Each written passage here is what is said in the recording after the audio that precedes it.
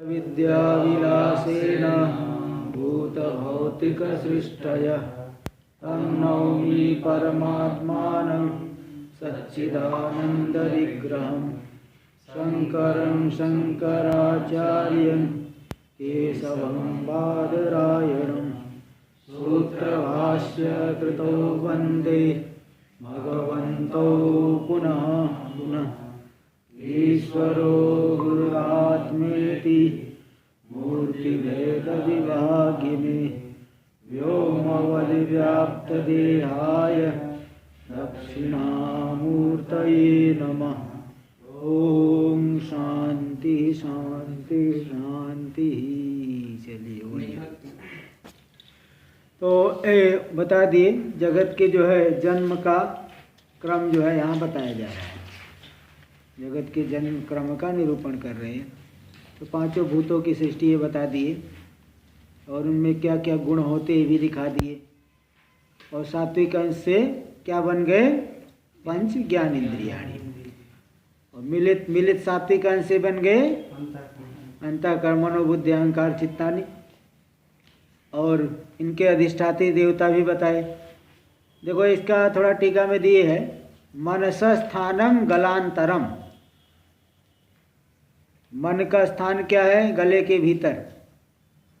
बुद्धिर वदनम, गोलक बुद्धि का वदन नहीं मुख।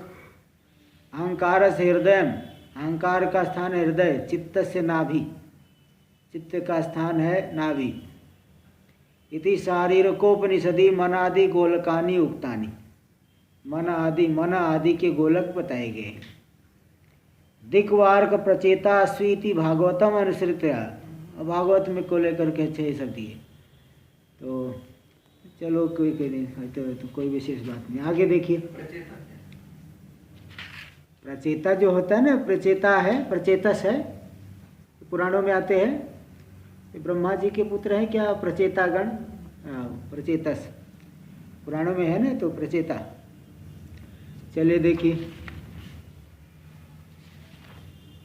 एतैरेव रजो गुणोपेतैः पंचभूतैः व्यस्तैः। तो सात्विक गुण वाले तो बता दिए। रजोगुण से युक्त पांचों भूतों से, रजोगुण से युक्त मतलब रजोगुण की प्रधानता वाले जो पांचों भूत है उनसे व्यस्त है। व्यस्त नहीं अलग अलग, मिल करके नहीं। यथा क्रमम, क्रम से। थोड़ा आकाश के राजसन से क्या बन गया? वाक, वाग इंद्री। वायु के राजसन से पाणी, हाँ पाणी हाथ हो गया। और तेज के राजसन से पाद, पैर हो गया। और पृथ्वी के, अच्छा ये थोड़ा सा उल्टा कर दिए है, ये पायु उपस्थ, उपस्थ पायु। अच्छा पायु ठीक है, कोई नहीं। तो पृथ्वी के राजसन से पायु होना चाहिए था, पहले दे दिए क्रम से। तो जल के राजसन से पायु इंद्रिय दे दिए है, और पृथ्वी के राजसन से उपस्थ। वैसे थोड़ा सा इसमें कि पायु तो उपस्थ, पायु उपस्थ, जल के राजसन से उपस्थ। और लेकिन यहाँ पायु लिख दिए, कोई बात नहीं, जैसा लिखे वैसे ही उसी क्रम से लीजिए। तो पायु और उपस्थानी, उपस्थाख्यानी, इन संज्ञक आख्यानी संज्ञा, इस संज्ञा वाले कर्म इंद्रियाणि जायन्ति, कर्म इंद्री उत्पन्न होती है। तेषां च क्रमेण, उनका भी क्रम से जो है वहनी इंद्र, वहनी इंद्रोपेंद्र मृत्यु प्रजापतयो अधिष्ठात्री देवता। वाणी इंद्री के अधिष्ठाता कौन है? वहनी। पाणी हस्त इंद्री के अधिष्ठाता है इंद्र। और पाद के अधिष्ठाता है उपेंद्र, उपेंद्र विष्णु भगवान। इंद्र से समीपम इति उपेंद्र, इंद्र से, हाँ समीप अर्थ में उप होता है ना। इंद्र समीपम इति उपेंद्र, इंद्र के समीप मतलब इंद्र के छोटे भाई का रूप दिए ना, वामन अवतार लिए थे। वामन अवतार लेके गए थे ना वहाँ पे उनसे मांगने के लिए बलि के पास। तो उपेंद्र इंद्र के छोटे भाई, विष्णु भगवान ऐसे है लेकिन वो वामन अवतार लिए तो उपेंद्र कह दिए जाते, इसलिए इंद्र के छोटे भाई है उपेंद्र। और मृत्यु, वायु इंद्री के अधिष्ठात्री देवता हो गए मृत्यु, और उपस्थ के अधिष्ठात्री देवता हो गए प्रजापति। ते जो है अधिष्ठात्री देवता हो गए। रजोगुणोपेत पंचभूतैरेव। अब देखो अलग अलग रजोगुण के तो 5 कर्मेंद्रियां उत्पन्न हुई। और पांचों भूतों के रजोगुण मिलकर के पंच प्राण। देखो, रजोगुणोपेत ही पंचभूतैरेव मिलित। रजोगुण से युक्त पांच भूत जो मिलित है, पांच भूत, उनसे ही पंच वायु उत्पन्न हो जाते। प्राणापान व्यानोदान समान आख्या जायन्ते। प्राण अपान व्यान उदान और समान संज्ञक ये पंच वायु उत्पन्न होते हैं। अरे उपप्राण यहाँ दिए है क्या? वो नहीं दिए तो मत लो ना, वो समझ लीजिए अलग से, लेकिन यहाँ नहीं दिए थे, यहाँ जितना दिए वो देखो। और वो उपप्राण तो होते ही है। उपप्राण ये दिए है, अन्यत्र मानते हैं, सांख्य आदि लोग मानते हैं, तो इसमें कोई बात नहीं है। यहाँ कहाँ उपप्राण दिए हैं? दिख रहा है क्या? ढूंढ लो। जो दिया है वो तुम पे पढ़ा रहा हूँ, ध्यान में जो आएगा वो बता देंगे। और नहीं आया तो क्या कोई ऐसे बहुत जरूरी है क्या? इन्हीं पांच में अंतर्भाव कर लो, है कि नहीं? जब नहीं दिया है तो क्या जरूरी है उपप्राण बताना? तत्पर इन पांचों के बीच में प्राग गमनवान वायु प्राण, प्राग यानी ऊपर की तरफ जाने वाला वायु जो है वो प्राण हो गया। कहाँ पे रहता है यह प्राण? नासादि स्थानवर्ती, नासिका आदि स्थानों में रहता है। इसी प्रकार अर्वाग गमनवान अपान, नीचे की तरफ जाने वाला, भोजन आदि को जो नीचे की तरफ ले जाएगा, ये हो गया अपान। कहाँ रहता है? पायुवादि स्थानवर्ती, पायुवादि स्थानों में रहता है। विश्वक गतिमान व्यान, विश्वक जो नाना गति वाला है, पूरे शरीर में घूमते रहता है, ये व्यान वायु, जो कि इसीलिए प्राण और अपान की संधि में व्यान वायु, जैसे कोई वजन उठाए तो प्राण अपान रुक जाते हैं, तो व्यान जो है कोई बड़ा कार्य करना हो तो व्यान वायु का जो है उसमें वृत्ति रहती है। अखिल शरीरवर्ती, अखिल शरीर में रहता है। ऊर्ध्वगमनवान उत्क्रमण वायुरुदान, ऊर्ध्वगमनवान तो प्राण भी है, लेकिन उत्क्रमण वायु, ऊपर की तरफ जाने वाला जो उत्क्रमण वायु है, मरण काल में जो प्राण उत्क्रमण करके चले जाएगा, तो उत्क्रमण वायु सूक्ष्म शरीर को जो है लेके जाएगा। ये कौन है? उदान वायु। कहाँ रहता है? कंठ स्थानवर्ती, कंठ स्थान में ही रहता है। असित पीतान्नादि समीकरण करह समान, असित यानी खाया, और पीत यानी पिया हुआ, अन्नादि भोजन खाया, जल आदि पिया, आदि से जूस आदि भी ले सकते हो ये भी तो जूस, खीर, ये सब भी ले सकते हो। असित यानी अस भोजने धातु, असित यानी खाया हुआ, पीत यानी पिया हुआ, अन्न आदि, अन्न जो दूध आदि, कॉफ़ी, चाय, कॉफ़ी, ये सब, उसका समीकरण कर, समान कर देता है, पूरे शरीर में बराबर पहुंचा देता है सभी अंगों में। यह कौन है? समान है। समीकरण करने वाला वायु हो गया समान वायु। तो नाभि स्थानवर्ती, नाभि स्थान में रहता है। तो तैरेव, हाँ देखो इसमें दे दी है थोड़ा सा, मैत्रेयी उपनिषद में इस 242 के अंतिम पंक्ति दिया है। मैत्रेयोपनिषदि अथ योयम ऊर्ध्वम उत्क्रामति एष वाव स प्राण, यही प्राणवायु है। योयम अर्वाचम संक्रामति, ये ना, हाँ ये नयता शिरा अनुव्याप्ता, योयम पीतम असितम उद्गिरति, योयम स्थविष्ठम अन्नम धातुम अपाने स्थापयति, अनिष्ठे चांगे समानयति थी। इस तरह से देखो सभी का कार्य दिखा दिए। तो इसी प्राण के ही 5 भेद है ना, ऐसा नहीं समझना है कि वायु जो है कुछ बदल जाएगी, वही एक ही वायु है, लेकिन अलग अलग कार्य, अलग अलग स्थान को लेकर के नाम अलग अलग पड़ जाता है। इसलिए याद है कि जो ऊपर जाती है, जो नीचे की तरफ जाती है, जिससे सभी शिराएँ जो है व्याप्त है, जो पीता हो, पिए हुए और खाए हुए को ले जाता है, उद्गार करता है, निगल लेता है। और जो स्थविष्ठ स्थूलतम अन्न को, धातु को अपाने स्थापयति, अरिष्टम चांगे समानयति, स्थूलतम को बाहर निकालना है तो अपान में स्थापित कर देगा, और अनिष्ट को सभी अंगों में, सूक्ष्म को सभी अंगों में पहुंचा देगा, क्योंकि देखो खाया हुआ अन्न, उसका जो स्थूलतम हिस्सा है वो तो हम निकाल देंगे बाहर, मध्यम हिस्से से मांस बनेगा, और सूक्ष्म अन्न के हिस्से से क्या बनता है? मन। उससे मन जो है पुष्ट होता है।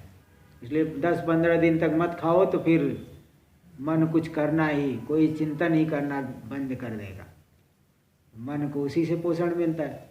इसी प्रकार जो पानी पीते हैं, स्थूलतम जो है, जो जल है वो तो बाहर निकाल देंगे लघुशंका आदि के द्वारा, मध्यम भाग रक्त बनाएगा, और सूक्ष्म भाग जल जो है प्राण को पोषण करेगा। इसी प्रकार जो घी आदि खाते तेज, स्थूलतम भाग हड्डी, हड्डी बनाएगा, अस्थि, और इसी प्रकार मध्यम भाग जो बनेगा उसका मज्जा आदि, और सूक्ष्मतम भाग बनता है उससे वाणी पुष्ट होती है, वाणी, ऐसा आता है। तो देखो ये सब दिए यहाँ, ये सब तो नहीं दिए हैं, चलो कोई नहीं, ये तो छांदोग्य में आया है। तेजो असितम त्रिधा विधीयते, ऐसा करके आया है, तो वहाँ से देख सकते हो। तो ये जो है तेज का जो है स्थूलतम का तो हो गया हड्डी, सूक्ष्मतम का हो गया वाणी, और मध्यम का शायद मज्जा या कुछ ऐसा आया है। चलिए देखिए, तो यहाँ पे तैरेव तमोगुणोपेतैर अपंचीकृत भूतै, उन्हीं जो तमोगुण से युक्त अपंचीकृत 5 भूतों से क्या हो जाए? पंचीकृतानि जायन्ते, पंचीकृत जो है भूत हो जाते, जो विषय बन जाते हैं।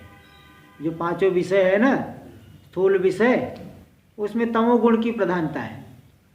सत्वगुण से तो कर्मेंद्रिय, ज्ञानेंद्रिय और अंतःकरण बन गया। रजोगुण से पंच प्राण और पंच कर्मेंद्रिय बन गए, और तमोगुण से विषय जो है स्थूल विषय पंचीकृत जो अभी दिख रहा है सब पूरा संसार, वो एक तमोगुण की प्रधानता वाला है। तमोगुण की प्रधानता वाले 5 सूक्ष्म भूतों से बने हुए। तो फिर बोले नहीं, कहीं कहीं त्रिवृत्तकरण आया, आप पंचीकरण की बात कर रहे हो। त्रिवृत्तकरण कहाँ आया है? छांदोग्य में। तैतरीय में तो पंचीकरण है, 5 है। छांदोग्य में त्रिवृत्तकरण है। देखो, तासाम त्रिवृतम एक एकाम करवाणी, एक एक को त्रिवृत्तकरण। त्रिवृत्तकरण है तो करना है, मतलब एक को 2 टुकड़ा कर दिए, सभी तीनों को 2-2 हिस्सा कर दिए, आधा अलग रखो, आधे में 2 टुकड़ा करके अन्य बात 2 में डालना। तो इस तरह से आधा, हर एक में आधा अपना रहेगा, और आधे में 25% एक का, 25% दूसरे का, इस तरह से रहेगा। ये त्रिवृत्तकरण हो गया। ये जो श्रुति है त्रिवृत्तकरण, ये पंचीकरण का उपलक्षण है, क्योंकि वो छांदोग्य में छांदोग्य में त्रिवृत्तकरण, तैतरीय में पंचीकरण है। तो तैतरीय में कथित पंचीकरण का उपलक्षण हो गया ये त्रिवृत्तकरण है। त्रिवृत्तकरण से भी पंचीकरण ही हमको लेना है। हाँ, 3 रहता है तो 5 का उपलक्षण है वो।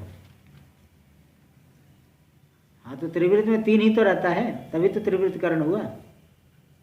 इसमें क्या शंका है? आकाश और हाँ, तो बता रहे ना, उपलक्षण है, बोल तो रहे ना, उपलक्षण बता रहे ना। देखो, इति श्रुते है पंचीकरणोपलक्षणार्थत्वात्। यह जो श्रुति है छांदोग्य वाली, किसका उपलक्षण है? पंचीकरण का उपलक्षण है, क्योंकि 3 का 5 में अंतर्भाव हो जाएगा। 5 को 3 में लाना चाहो तो कठिनाई होती है, इसलिए तो 5 मान लेना ज़्यादा अच्छा है। हाँ, क्योंकि और बाकी कार्य भी दिख रहे, वायु का भी कार्य दिख रहा है, आकाश का भी कार्य दिख रहा है, इसलिए पंचीकरण का उपलक्षण है। पंचीकरण होता किस प्रकार से है? पंचीकरण प्रकारश्चेत्थम, पंचीकरण प्रकार का प्रकार इस प्रकार से है, इस प्रकार से पंचीकरण होता है। आकाशम आदौ द्विधा विभज्य, सबसे पहले आकाश आदि के जो है 2 विभाग करके, 5 भूतों को 2-2 कर दो, आधा आधा जो है अपना अलग रख लो। आकाश को समझ कैसे विभाग करेंगे? परमात्मा विभाग करेगा, आप थोड़ी करोगे। आप नहीं कर पाओगे, आप जो है ऐसा थोड़ी नहीं तलवार ले कुछ नहीं कर पाओगे, ईश्वर करेगा ना। वो तो बना हुआ है, इसको 2 हिस्सा कर दिया। तो इसलिए जो है वो उसमें दो इस प्रकार से, तो आकाशम आदौ द्विधा विभज्य, आकाश को पहले दो विभाग करके, इसलिए आप ये आया है कि ब्रह्म सूत्र में नाम रूप की अभिव्यक्ति जीव करेगा कि ईश्वर करेगा। नाम रूप का अभिव्यक्ति जो है अनेन जीवेन आत्मना अनुप्रविश्य नाम रूपे व्याकरवाणी, इस जीवात्म रूप से प्रवेश करके नाम रूप की अभिव्यक्ति करूं, तो नाम रूप की अभिव्यक्ति जीव करेगा कि ईश्वर करेगा। पूर्व पक्षी कह दे जीव करेगा, कह दिया अनेन जीवेन आत्मना अनुप्रविश्य, जीव रूप से प्रवेश करके नाम रूप की अभिव्यक्ति करो, ऐसा कहा तो है, मेरे ख्याल से तो जीव ही करना चाहिए। तो हाँ बताया कि नहीं, जीव का अन्वय तो केवल प्रवेश में है, अनेन जीवेन आत्मना अनुप्रविश्य, क्योंकि ईश्वर ने सत देवता ने इच्छण किया कि जीव रूप से प्रवेश करके मैं नाम रूप की अभिव्यक्ति करूं। तो नाम रूप की अभिव्यक्ति कौन कर रहा है? सत देवता परमा ईश्वर परमात्मा। तो जीव का अन्वय तो केवल प्रवेश में है, इसलिए संपूर्ण जगत की सृष्टि, नाम रूपात्मक जगत की सृष्टि करने में जीव समर्थ है क्या? जीव कहाँ समर्थ है बताओ? जीव तो कोई छोटी से कुटिया बनाने में नहीं बना पा रहा है। जीव पूरे संसार की सृष्टि करने में जीव समर्थ है क्या? ऐसी इतनी क्षमता जीव में नहीं है। बोले ईश्वर में कहाँ से क्षमता है? बोले ईश्वर में माया परास्य शक्तिर विविधय व श्रूयते, इस परमात्मा की जो पराशक्ति है नाना प्रकार की, तो इस तरह से जीव ऐसा परमेश्वर तो समर्थ है, इसलिए वह नाम रूप की अभिव्यक्ति कौन कर रहा है? परमात्मा। वही पंचीकरण किया है। तो देखो वही आकाशम आदौ द्विधा विभज्य, आकाश को सबसे पहले दो भाग में विभाजन करके, आकाश नहीं आकाश आदि को पांचों को दो दो अलग अलग कर दिए, दो दो हिस्सा कर दिए। तो तयोर एकम भागम पुनः चतुर्धा, उन आकाश आदि के एक एक भाग को पुनः चार टुकड़ा कर दिए। और तेसाम चतुर्णाम अंशानम, उनके चारों के अंशों को, चार चार अंशों को, जैसे आकाश का एक हिस्सा तो आधा है और एक चार है, उस चार को कहाँ जोड़ेंगे? वायु, तेज, जल और पृथ्वी के आधे हिस्से में। वायु का भी आधा अपना अलग रखिए और आधे में चार किए हैं, तो उसको आकाश, अग्नि, जल और पृथ्वी के आधे आधे में जोड़ दो। तेज में भी ऐसा आधा अपना अलग रखे, बाकी आधे में चार टुकड़ा करके आकाश, वायु, जल और पृथ्वी में जोड़ दिए। जल में भी दो टुकड़ा किए, आधा तो अलग रखे, आधे में जो है चार करके आकाश, वायु, तेज और फिर पृथ्वी में जोड़ दी। ऐसे पृथ्वी में दो टुकड़ा करके आधा अलग रखे, आधे कहाँ जोड़ दोगे? आकाश के, वायु के, तेज के और जल के आधे आधे में जोड़ दिए। अभी सब पांच एकदम पूर्ण खा पी करके बैठ गए। पूर्ण मतलब पूर्ण हो गए, आधा अपना और आधा जो है आधे में बाकी चार का। ये हो गया पंचीकरण। एक एक भूत का क्या हो गया? पंचीकरण। पंचीकरण होने से आ जाती स्थूलता। जब तक पंचीकरण नहीं है तब तक वो व्यवहार के योग्य नहीं है। जैसे कोई ऐसा भोजन आपके सामने रख दिया जाए, दिखाई नहीं पड़ रहा है, क्या है, कहाँ है? खाना सामने है आपके, भोजन सामने है, कहाँ है? दिख ही नहीं रहा है। नहीं दिख रहा है तो खा पाओगे क्या? इसलिए पंचीकरण करने से उन सभी में, पांचों भूतों में स्थूलता आ गई। इसका उपयोग कर सकते हैं, व्यवहार कर सकते हैं, इसलिए यहाँ पंचीकरण कर दी। तो वही चतुर्धा विभज्य तेषाम चतुर्णाम अंशानम वायुवादिषु चतुर्षु भूतेषु संयोजनम, वायुवादी चारों भूतों में संयोग कर देना। एवं वायुम द्विधा विभज्य, वायु को भी दो भाग करके, एक भाग तयोर एकम भागम पुनः चतुर्धा विभज्य, एक भाग को चार हिस्से में कर दिए। तेषाम चतुर्णाम अंशानम आकाश आदिषु संयोजनम, चारों अंशों का आकाश आदि में जोड़ना। एवं तेज आदि नाम भी, तेज आदि में भी यही प्रक्रिया दोहराना है।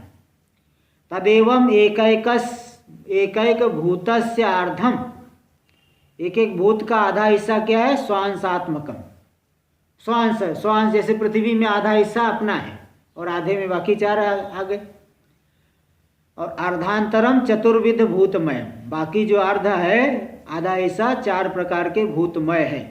इति पृथिव्यादिषु स्वांसाधिक्यात्। तो बोले सभी पांचों भूतों में ही पांचों है, तो किसी को पृथ्वी कहोगे, किसी को जल कैसे कहोगे? बोले प्रधानता को लेकर के। पृथ्वी में अपना हिस्सा 50% आधा है। कहीं किसी गांव में ज़्यादा ब्राह्मण रहते, बोलते हैं ब्राह्मणों का गांव है। बाकी अन्य जाति भी रहती है, लेकिन ब्राह्मण ज़्यादा है तो कहते हैं ब्राह्मणों का गांव। न कहीं जो है ज़्यादा अन्य क्षत्रिय ज़्यादा है, बोले क्षत्रियों का गांव। क्या हुआ, आप क्यों हंस रहे? कैसे? ये जो पंजीकरण हुआ तो इसमें एक भूत का गुण दूसरे सभी भूत में रहेगा, इसका मतलब?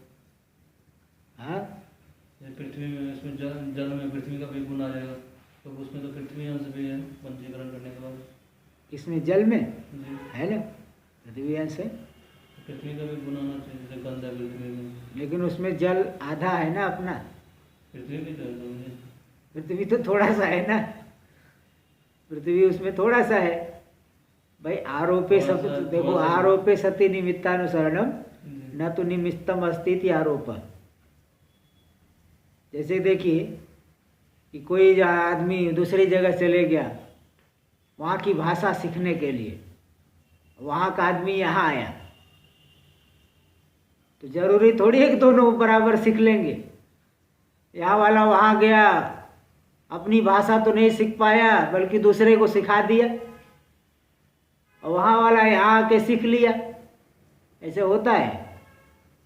ऐसे जो है किसी में तो दिखाई पड़ेगा, किसी में नहीं दिखेगा, है ना। तो भाई जैसा देखो वैसा व्यवहार कल्पना करिए। अब जल में तो गंध उपलब्ध होता नहीं है, कोई बहुत सूक्ष्म हो तो कहाँ मालूम पड़ता, हमको तो स्थूल मालूम पड़ेगा ना, जो मतलब एकदम अनुभव आने योग्य हो। जैसे भोजन में जो है कुछ सब मसाला डाले ही नहीं है, अरे यहाँ तो मसाला, अरे नहीं नहीं डाले हैं, थोड़ा सा डाले हैं। डाले तो मतलब दिखना तो चाहिए।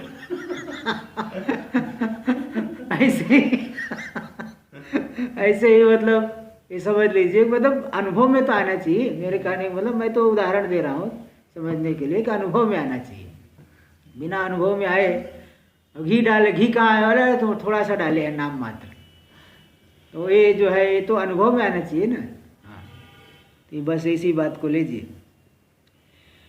तो ये तदेवम एकैक भूतस्य अर्धम स्वांसात्मकम अर्धांतरम चतुर्विध भूतमयम। बाकी जो आधा है 4 प्रकार के भूतों के भूतमय है। इति पृथिव्यादिषु स्वांसाधिक्यात्। तो पृथिव्यादि में अपने अंश की अधिकता होने से पृथिव्यादि व्यवहार। पृथ्वी को पृथ्वी कहते हैं क्योंकि इसमें अपना अंश 50% है, बाकी का 50 में बाकी चारों है। तदुक्तम, इसी बात को कहा गया है ब्रह्म सूत्र में एक सूत्र के द्वारा। वैशेष्यात् तो तद्वादस्तद्वादः। वैशेष्यात् मतलब आधिक्यात्, अधिक अपना अंश अधिक होने से पृथ्वीवादः, जलवादः, तेजवादः, वायुवादः। वाद यानी कथन, वायु शब्द से कहेंगे, आकाश शब्द से कहेंगे। आधिक्यात् अपना अंश अधिक होने से, जिसका अंश जहाँ अधिक है उसको उसी नाम से बुलाया जाएगा। तो इस तरह से बता दिया। हाँ, तो इस तरह से श्रुति और सूत्र प्रमाण होने से पंचीकरण को मानना पड़ता है। क्या करें?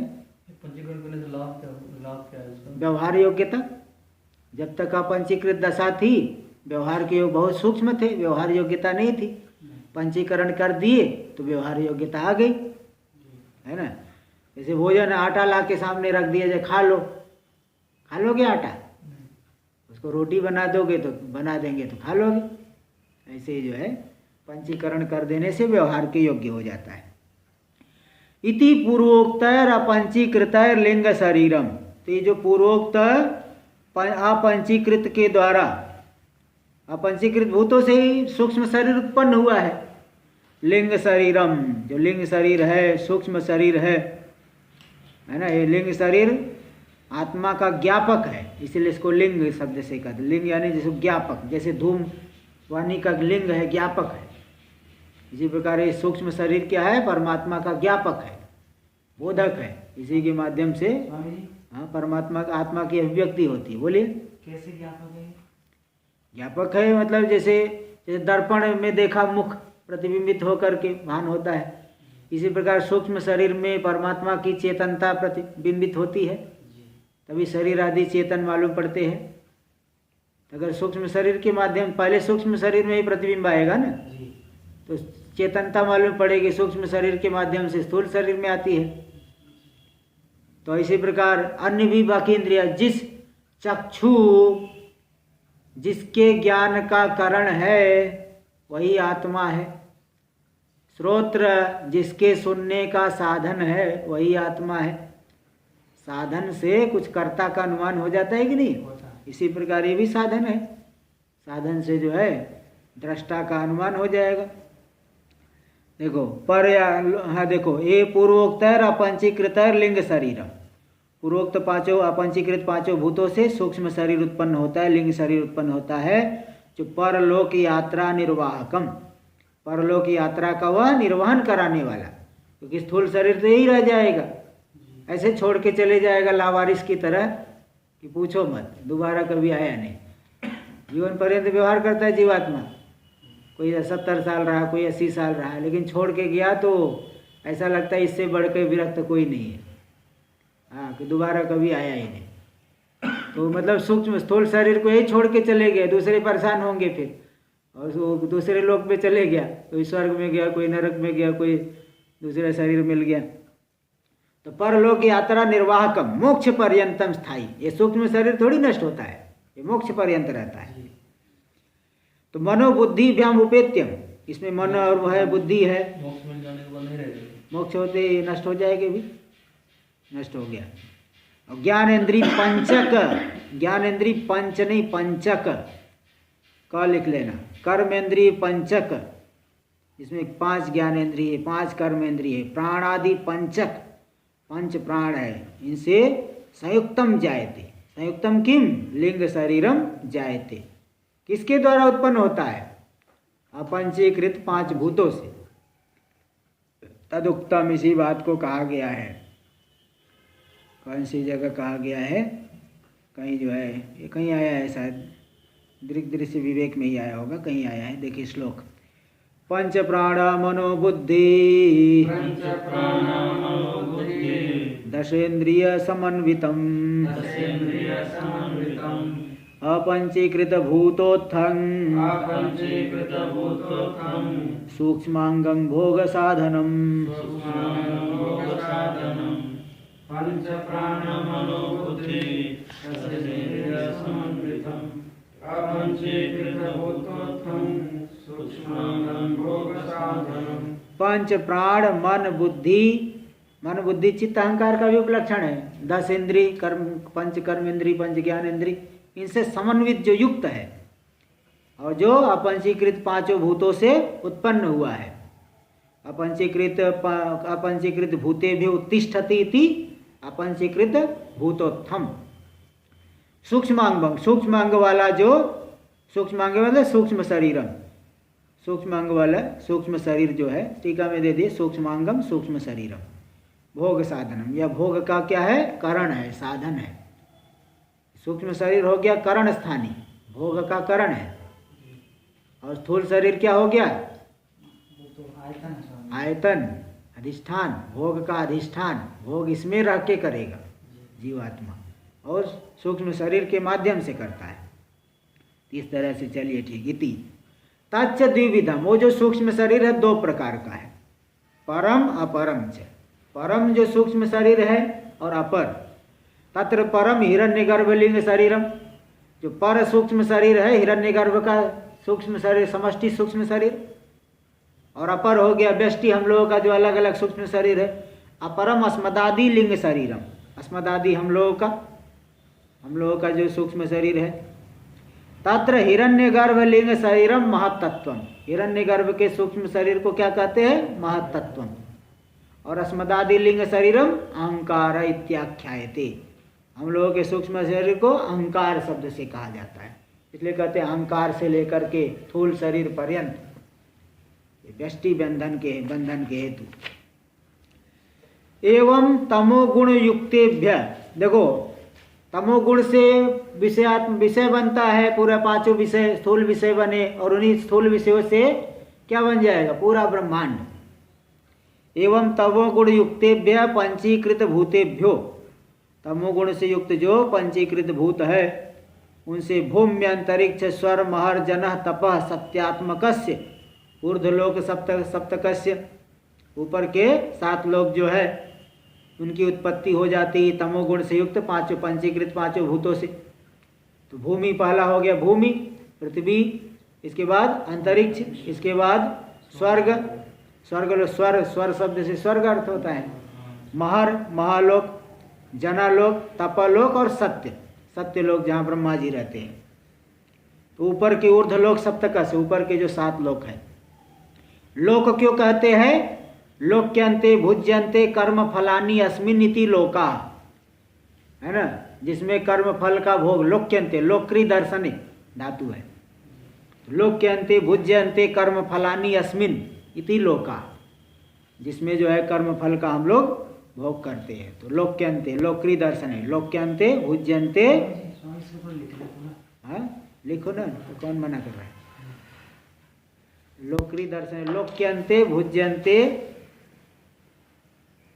कर्म फलानी अस्मिन, भुज्यंते, लोक्यंते का अर्थ है भुज्यंते, भुज्यंते कर्म फलानी अस्मिन इति लोका, लोका यानी स्वर्गादय, स्वर्ग आदि जो लोक हो गए। हाँ, कर्म फलानी अस्मिन, जिसमें कर्म फल का भोग किया जाता है। दर्शन लोकरी दर्शन है, दर्शन ज्ञान है, ज्ञान अनुभव होना है ना, सुख दुख का अनुभव होना, ये तो कर्म फल है, भोग है। चलिए देखिए आगे। तो ऊपर के 7 लोकों की उत्पत्ति हो जाएगी तमोगुणात्मक जो ये पंचीकृत 5 भूतों से, और नीचे के जो 7 लोक है अतल वितल सुतल तलातल रसातल महातल पातालाख्य अधोलोक सप्तकस्य, नीचे के जो 7 लोक हो गए अतल वितल सुतल तलातल रसातल महातल पाताल ब्रह्मांड। ऐसी इस तरह से ऊपर के 7 लोक और नीचे के 7 लोक कुल मिला के कितने हो गए? 14, चतुर्दश भुवन, इसी को कहते हैं चतुर्दश भुवन ते ब्रह्मांडस्य। और उसी से फिर इन ब्रह्मांड में क्या है? 4 प्रकार के शरीर भी उत्पन्न हो गए, जरायुज अंडज स्वेदज उद्भिज्जाख्य चतुर्विध स्थूल शरीराणा, स्थूल शरीर की भी उत्पत्ति पंचीकृत 5 भूतों से ही है। जरायुज जो जरा आयु वाले हैं, जिसमें वृद्धावस्था होते अथवा जरा नाम की झिल्ली से, जरायु नाम की झिल्ली से उत्पन्न होते हैं। जैसे मनुष्य का बालक पैदा होगा तो जरायु झिल्ली से ढका रहेगा, तो जरायु से जरायु भ्यो जाता नहीं थी जरायु जानी, जरायु नाम की झिल्ली होती है, जैसे लिपटा रहता है ना, उसको जरायु बोलते हैं, जेर बोल देते हैं अथवा कुछ बोलते हैं। तो जरायु से जो उत्पन्न होता है वो जरायुज हो गए। जो अंडे से उत्पन्न हो गया सर्पादि अंडज, स्वेद से जो पसीने आदि से अथवा जल से उत्पन्न होते हैं, है ना, जल से उत्पन्न होंगे वो हो गए स्वेदज। और उद्भिज हो गए वृक्ष आदि, भूमि का उद्भेदन करके जो उत्पन्न होते हैं। तो उद्भिज जाके चतुर्विध स्थूल शरीराणाम उत्पत्ति, 4 प्रकार के स्थूल शरीरों की भी उत्पत्ति कहाँ से होती है? पंचीकृत 5 भूतों से ही। तत्र जर, तत्र यानी चारों के बीच में, जरायु जानी जरायु भ्यो जातानी, जरायु भ्यो, जरायु नाम की झिल्ली से उत्पन्न होने वाले जो उत्पन्न हुए प्राणी है जरायुज हो गए। कौन है? मनुष्य पशुआदि शरीराणी, मनुष्य हो गया, पशु गाय भैंस आदि ये सब। अंडजानी अंडेभ्यो जातानी, अंडज जो है अंडों से जो उत्पन्न होते हैं। पक्षी पन्नग आदि शरीराणी, जो पक्षी है पन्नग यानी सर्प आदि शरीर, और भी बहुत से अंडे से उत्पन्न होते हैं। स्वेदजानी स्वेदाज जातानी, स्वेदज जो स्वेद पसीने से, गर्मी से जो है जो जल जो है हो जाता है, तो उससे जो उत्पन्न पसीने से ही उत्पन्न होते हैं। अथवा अन्य, इसीलिए देखो बिस्तर में खटमल हो जाते हैं ना, वो पसीने से ही उत्पन्न होते हैं। हम लोग के शरीर से पसीना निकल गया है, वो बिस्तर में ही वैसे खटमल हो जाएंगे इस तरह से। तो पसीने से अथवा जल ऐसा गर्मी पड़ने लगी तो जल ऐसा हो गया, वाष्प हो गया, ऐसे से उत्पन्न हो जाते हैं। हाँ वही देखो, जल से ही हुए, जल ऐसे हुए ना, स्वेद से हुए, स्वेद मतलब जल ही ले लीजिए, तो उससे उत्पन्न हो गया वहीं पे। तो मनुष्य ये हो गया, स्वेद जानी स्वेदात जाता नहीं, यूका, मशक आदि नहीं, मच्छर और यूका। यूका मतलब वो जो सफ़ेद सफ़ेद होता है ना, बोलते हैं लीख बाल में हो जाते हैं, यूका बोलते हैं। उद्भिद जानी भूमि उद्भिद्य जातानी, भूमि का उद्भेदन करके जो उत्पन्न होते हैं उद्भिज कहते हैं। वृक्षादीनी, वृक्षादीनाम अभी पाप फल भोगायतनत्वेन शरीरत्वम, वृक्षादि भी पाप फल के भोगायतन है, पाप फल भोग के आयतन है, इसलिए वो भी, उनको भी शरीर, वो भी शरीर है, वृक्ष भी शरीर ही है। इसलिए श्लोक है ना, हाँ, कि शरीर जय कर्म दो से आधा तो दिया यहाँ, मनुस्मृति वचन मनुस्मृति भी कहीं क्या है, आधा दिया है। शरीर जय कर्म दोषर याति स्थावरताम नर, वाचिक पक्षी मृगताम मानसर अंत्य जातिताम। शरीर से जो कर्म दोष करेगा, पाप करेगा, शरीर से क्या क्या पाप होता है? चोरी, हिंसा, व्यभिचार। ये चोरी, हिंसा, व्यभिचार की प्रधानता रहेगी तो क्या बनेगा? वृक्ष, स्थावर भाव, वृक्ष योनि मिलेगी। वाचिक पक्षी मृगता, वाणी से अगर पाप कर रहा है, वाणी से 4 प्रकार के पाप है। झूठ बोलना, मिथ्या बोलना, कठोर बोलना, परुष वचन, कठोर वाणी, निंदा करना और अप्रसंग बोलना। बिना प्रसंग कोई जो है मामला, कोई बिना 2 लोग बात करे, बिना प्रसंग के ही बोलने लगा, कुछ बात कुछ कर रहे, कुछ और बोलने लग गए, तो अप्रसंग, अप्रासंगिक बोलना। वाणी से दोष करेगा तो वाचिक पक्षी मृगता, पक्षी मृग शरीर आदि मिल जाएगा। और मन से जो पाप करेगा, मन से क्या क्या, वो भी 3 प्रकार के पाप है। पर वस्तु लोभ, अनिष्ट चिंतन और मिथ्याभिनिवेश। मिथ्याभिनिवेश जो शरीर को आत्मा मानना, तो इससे अंत्य जातिताम यानी चंडाल आदि योनि, चंडाल जो हो गया, शूद्र चंडाल, ये सब बन जाएगा। थोड़ा श्लोक लिखा दीजिए। आधा तो लिखा हुआ, आधा लिख लो। हाँ, शरीर जय कर्म दोषर याति स्थावरताम नर, वाचिक पक्षी मृगताम मानसर अंत्य जातिताम। वाचिक ही, वाचिक वाणी से होने वाला दोष, वाचिक है, वाचिकर पक्षी, वाचिक ही विसर्ग, वाचिक है पक्षी मृगताम, मृगतांग अनुसार मानसैर अंत्य जातिताम, मानसैर अंत्य जातिताम। अंत्य जाति मतलब चांडाल आदि, चांडाल, शूद्र, ये सब हो जाते हैं। अंत्य जातिताम, अंत्य अंत्य अंतिम, अंत में होने वाला अंत्य, अंत्य जातिताम। अच्छा, एक प्रसंगवश बता देता हूँ, यहाँ श्लोक भी दिया, हिंदी में तो दिए है, कि जो वृक्ष है ना, ये 84 लाख योनियाँ होती है। 84 लाख योनियों का भी यहाँ श्लोक दिया है। 249 पृष्ठ पे देख लो, हिंदी में दिया है श्लोक। हाँ, तीसरा वाला पैराग्राफ है ना, उसकी तीसरी पंक्ति, तीसरा पैराग्राफ हिंदी में, उसकी तीसरी पंक्ति, इनमें 84 लाख योनियाँ है। मिला? हाँ, देखो, यथा स्थावरं विंशतिर्लक्षम, जलजम 9 लक्षकम, क्रिमेश्च रुद्रलक्षम च 10 लक्षम च पक्षिणः, 63 लक्षं पशूनां च 4 लक्षं च वानराः, ततो मनुष्यतां प्राप्य ततः कर्माणि साधयेत्। देखो, स्थावरं विंशतिर्लक्षम, स्थावर जो वृक्ष आदि है 20 लाख है, हिंदी में भी ब्रैकेट में दे दिया गया। जलजम 9 लक्षकम, जलचर प्राणी कितने हैं? 9 लाख। कृमेश्च रुद्र लक्षम, कृमि यानी कीड़े, रुद्र यानी 11, रुद्र शिव जी 11 है, तो 11 लाख हो गए कृमि। 10 लक्षम च पक्षिण, पक्षी 10 लाख योनियाँ होती है। और 63 लक्षम पशु नाम च, 30 लाख हो गए पशु। तो 20, 9 29, 11 40, इसके बाद 10 50, और इसके बाद 30 लाख पशु हो गए। 4 लक्षम च वानरा, 4 लाख बंदर हो गए। एक प्रकार है। हाँ, तो कुल मिला के 84 लाख योनि, 84 इतनी योनियाँ हैं। 4 लोग बंदर, 84 लाख, हाँ, बंदर 4 और 4 लाख प्रकार के हैं। 4 लाख यहाँ दिए है ना भाई। अब सब आपके सामने, क्या आपके कान पकड़ के आपके सामने ला के दिखाएंगे क्या? इतने बड़े तो अभी आप नहीं हो गए हैं। हाँ, जब हो जाओगे तो फिर देखा जाएगा।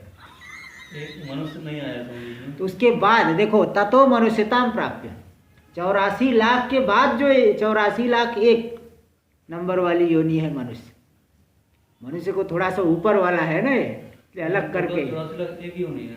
हाँ, 84 लाख, एक का तो बहुत ज़्यादा गिनती नहीं है, 84 लाख कह देंगे। तो उसको एक तो अलग से ऐसे ही जोड़ लेते हैं तो 84 लाख एक योनि देखो यहाँ दे दिए। तो इस तरह से ये भी शरीर है। तत्र आगे देखिए, ये जो कार्य समुदाय है, परमेश्वर से पंच तन्मात्राद्युत्पत्तौ सप्तदशावयोपेत लिंग शरीरोत्पत्तौ हिरण्यगर्भ स्थूल शरीरोत्पत्तौ च साक्षात कर्तृत्व। ये जितने भी कार्य बता दिए गए, इस कार्य समुदाय में परमेश्वर कहाँ कहाँ साक्षात करता है? पंच तन्मात्रादि की उत्पत्ति में, पांचों जो अपंचीकृत भूतों के बनाने में परमेश्वर साक्षात करता है। और सप्तदश अवयोपेत लिंग शरीरोत्पत्तौ, 17 अवयव से युक्त जो लिंग शरीर है, मन बुद्धि दो लेकर के 17 हो गए। पंच प्राण, पंच कर्मेंद्री, पंच ज्ञानेन्द्री, मन बुद्धि, 17 अवयव वाले जो लिंग शरीर, उसकी उत्पत्ति में भी परमेश्वर साक्षात करता है।